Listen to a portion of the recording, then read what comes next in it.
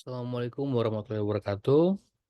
Selamat pagi, siang, dan malam pada teman-teman sudah mendengarkan. Kalau ada hari kesempatan kali ini, saya akan menjelaskan tentang distrofi muskular. Distrofi muskular salah satunya adalah Duchenne muscular dystrophy atau DMD. Nah, ini merupakan kelainan genetik yang menyebabkan kelemahan otot progresif dan degenerasi otot rangka, jantung, dan otot polos. Penyakit ini terutama mempengaruhi anak laki-laki dan merupakan bentuk paling umum dan parah dari distrofi otot. Bisa dilihat di sini, ini gangguan dari distrofi otot, terutama pada bagian-bagian dari muscle fiber. Nah, untuk Duchenne muscular dystrophy ini sering terjadi dalam bentuk gejalanya adalah progresif muscle weakness dan atrofi, adanya sering kram, fatigue, to walking, kesusahan dalam menaikin anak tangga, frekuensi falls. Nah, untuk adanya developmental delay, adanya gangguan bernafas, dan juga bisa kita lihat sini adanya perbedaan dari cara belajar, sehingga adanya juga untuk skoliosis dan terlambat dalam berbicara. Faktor-faktor yang menyebabkan etiologinya sendiri adalah mutasi pada gen DMD yang terletak pada kromosom X. Gen ini bertanggung jawab untuk produksi protein dystrophin yang penting untuk menjaga integritas dari sel otot. Mutasi ini sendiri mengakibatkan tidak adanya atau tidak ada produksi yang bersifat fungsional sehingga otot menjadi lebih rapuh dan mudah rusak. Gejala klinisnya biasanya muncul pada usia dini, sekitar 2-5 tahun, dengan gejala awal meliputi keterlambatan dalam perkembangan motorik, kesulitan berdiri atau berjalan, sering jatuh, kelemahan otot yang progresif. Seiring waktu, anak-anak dengan DMD sendiri kehilangan kemampuan berjalannya, biasanya pada usia 12 tahun, dan mengalami komplikasi seperti skoliosis, masalah pernapasan, dan kardiomiopati. Bisa kita lihat di gambar sini, eh, contohnya dia akan berjalan menjinjit dengan postur menyerupai dari bebek. Untuk diagnosis sendiri, DMD dilakukan dengan berbagai metode, termasuk adanya tes genetik untuk mengidentifikasi mutasi pada gen DMD, tes darah untuk mengukur kadar enzim kreatin kinase, dan biopsi otot untuk memeriksa keberadaan dari ketiadaan protein dystrophin. Terlaksana sendiri, saat ini belum ada obat untuk DMD. Pengobatan hanya fokus pada mengelola gejala dan memperlambat progresi dari penyakit ini. Ini juga termasuk dengan penggunaan kortikosteroid, meningkatkan kekuatan otot dan fungsi pernapasan, terapi fisik, penggunaan alat bantu untuk mobilitas, dan intervensi kardiologis serta pernapasan. Bisa juga dilakukan dengan terapi gen dan teknik pengeditan gen. Untuk prognosis sendiri sangat bervariasi, tapi kebanyakan penderita mengalami penurunan kualitas hidup yang signifikan dan memiliki harapan hidup yang lebih pendek. Biasanya pada usia 20-an atau tahun 30-an, terutama karena komplikasi dari penyakit jantung dan pernapasan.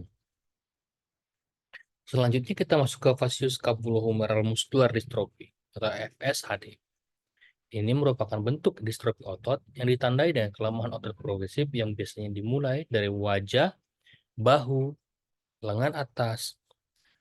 Nah, ini merupakan salah satu bentuk distrofi otot yang lebih umum dan dapat mempengaruhi kedua jenis kelamin, baik pria maupun wanita.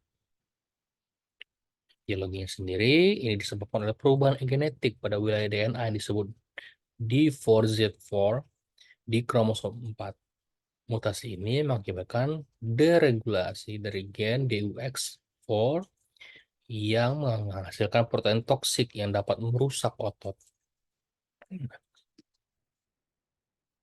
Manifestasi klinis yang terjadi itu sangat bervariasi, tetapi biasanya dimulai pada remaja ataupun dewasa muda. Kelemahan otot pada wajah itu menyebabkan kesulitan dalam menutup mata, tersenyum, ataupun menggerakkan bibir. Kelemahan otot bahu dan lengan atas dapat menyebabkan kesulitan mengangkat lengan. Seiring waktu, kelemahan otot dapat menyebar ke otot-otot perut, pinggul, dan kaki, tetapi biasanya tidak mempengaruhi otot-otot jantung atau pernapasan secara signifikan.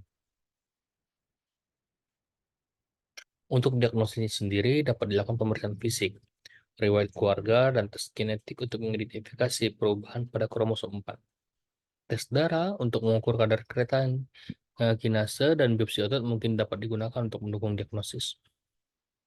Tata laksana sendiri itu bertujuan untuk mengelola gejala dan mempertahankan fungsi otot selama mungkin. Terapi fisik dan okupasi dapat membantu menjaga mobilitas dan kekuatan. Alat bantu seperti penyangga dan ortosis dapat mendukung untuk otot yang lemah, dan obat-obatan antiinflamasi dapat digunakan untuk nyeri otot dan peradangannya. Prognosisnya sangat bervariasi. Beberapa individu mungkin mengalami gejala yang lebih ringan dan memiliki kehidupan yang hampir normal, sementara yang lain untuk memerlukan alat bantu mobilitas ataupun mengalami kehilangan fungsi otot yang signifikan. Selanjutnya, ada myotonic muscular dystrophy atau MMD. Ini merupakan jenis distrofi otot yang paling umum terjadi pada orang dewasa. Ini merupakan kelainan genetik yang ditandai oleh kelemahan otot progresif dan myotonia, yang merupakan ketidakmampuan otot untuk rileks setelah berkontraksi. Terdapat dua bentuk utama MMD, yaitu myotonic dystrophy tipe 1 atau MD tipe 1, dan tipe 2 atau MD tipe 2. Dengan MD tipe 1 itu lebih umum dan lebih memiliki tingkat keparahan yang lebih tinggi. Untuk etiologi sendiri, MMD sendiri disebabkan oleh mutasi genetik, yaitu adanya ekspansi trinukleotida C3 pada gen DMPK di kromosom 19, sedangkan untuk MD tipe 2 disebabkan oleh ekspansi dari tetranukleotida di kromosom 3.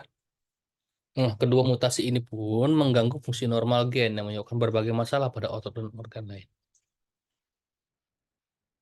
Manifestasi sendiri tergantung jenis dan keparahannya, tetapi termasuk umumnya terdapatnya myotonia atau kesulitan mengendurkan otot setelah kontraksi, kelemahan otot, dimulai dari otot wajah, leher, dan ekstremitas distal, kelelahan dan nyeri otot, katarak, masalah jantung, masalah pernapasan karena akibat dari kelemahan otot pernapasan, masalah endokrin termasuk dia dalamnya adalah diabetes dan disfungsi tiroid, dan masalah gastrointestinal yang menyebabkan kesulitan menelan dan sembelit.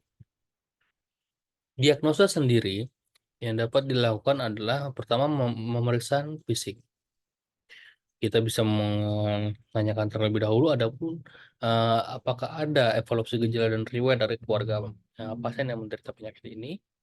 Bisa dilakukan tes genetik yang kita mengidentifikasi ekspansi nukleotida pada gen DMPK atau CNPP. Selanjutnya bisa kita lakukan AMG untuk mendeteksi myotonia, dan tes darah untuk mengukur kadar kreatin kinase dan parameter lain yang relevan. Tata laksananya sendiri tidak ada obat untuk MMD, tetapi perawatan fokus pada manajemen gejala.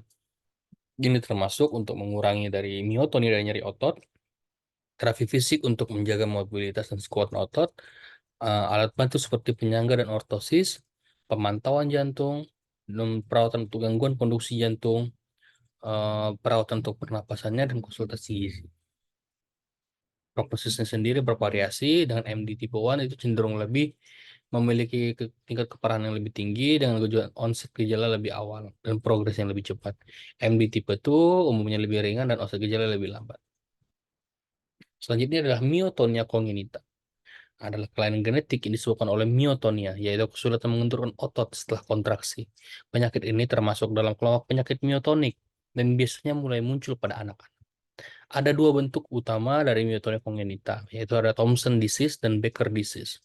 Dengan Becker disease biasanya memiliki tingkat keparahan lebih tinggi. Untuk penyebab sendiri, myotonia congenita disebabkan oleh mutasi pada gen CCLCN1 yang terletak di kromosom 7. Nah, manifestasi yang bisa kita lihat apa? Gejala utamanya sendiri itu adalah kesulitan mengendurkan ototnya setelah kontraksi, terutama saat memulai gerakan setelah periode istirahat. Sehingga didapatkan gejala utamanya adalah kekakuan otot, terutama otot-otot kaki dan tangan, kelemahan otot, nah, ini terutama pada Becker disease, pembesaran otot, terutama pada otot betis dan lengan, kesulitan berjalan ataupun berlari. Nah, kadang-kadang didapatkan kram otot dan nyeri. Gejala ini biasanya membaik dengan aktivitas yang terus-menerus dilakukan, atau bisa dikenal dengan fenomena dari pemanasan. Untuk diagnosis sendiri dapat dilakukan dengan pemeriksaan klinis, melalui evaluasi gejala, riwayat keluarga, tes EMG, tes genetik untuk mengidentifikasi ada mutasi pada gen CLCN1, dan tes darah untuk mengevaluasi fungsi otot dan menyingkirkan kondisi yang lain. Tata laksananya sendiri tidak ada obat khusus untuk di sini.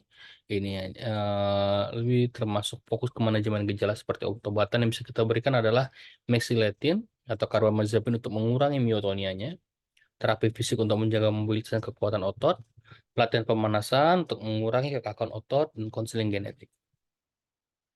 Selanjutnya adalah CMD atau congenital muscular dystrophy. Nah, congenital muscular dystrophy ini merupakan kelompok penyakit genetik yang disebabkan oleh kelemahan otot atau perkembangan otot motorik yang lambat sejak lahir atau usia dini. Ini ditandai dengan degenerasi dan kelemahan otot progresif.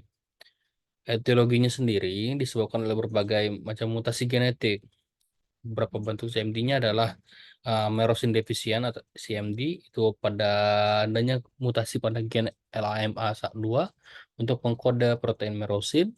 Urid CMD itu adalah disebabkan oleh mutasi pada gen COL6AI sampai dengan 3 yang mengkode protein kolagen 6.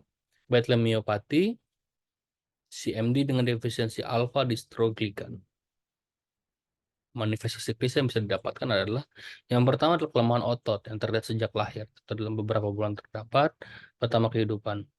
Nah, untuk selanjutnya adalah hipotonia atau otot yang lemah dan lembek, dan keterlambatan perkembangan motorik, kontraktur dari sendi, masalah pernapasan, masalah kardiovaskular, masalah makan dan pertumbuhan. Dapat dilakukan diagnosis melalui evaluasi gejala dan riwayat keluarga, tes-tes genetik untuk mengidentifikasi mutasi spesifik pada CMD, biopsi otot, tes pencitraan seperti MRI untuk melihat kondisi otot dan otak. Dan selanjutnya ada tes darah untuk mengukur kadar kreatin kinase pada parameter lain. Tata laksana yang bisa diberikan di sini adalah terapi fisik dan okupasi untuk menjaga mobilitas dan mencegah kontraktur sendi. Alat bantu seperti penyangga dan kursi roda, terapi pernapasan, nutrisi dan dukungan makan, serta intervensi kardiologis untuk mengobati masalah jantung. Dengan prognosis sendiri sangat bervariasi tergantung bentuk dan keparahannya. Beberapa individu mungkin mengalami gejala ringan dan memiliki harapan hidup yang hampir normal.